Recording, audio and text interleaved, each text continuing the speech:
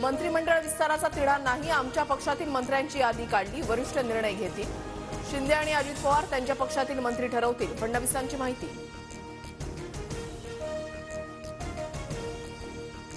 चौदा तारखेला मंत्रिमंडळ विस्तार होण्याची शक्यता, मंत्रिमंडळ विस्तारासह अधिवेशनाबाबत चर्चा, अजित पवारांची माहिती.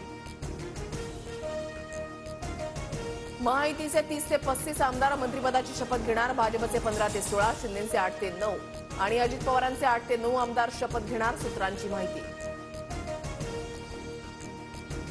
मंत्रिमंडळ विस्तारावर भाजपचाच वर्चस्व राहणार, गृह आणि अर्थ खातं भाजपकडे तर सार्वजनिक बांधकाम खात्यासह महसूल खातं राष्ट्रवादीच्या पदरामध्ये पडणार, सूत्रांची माहिती.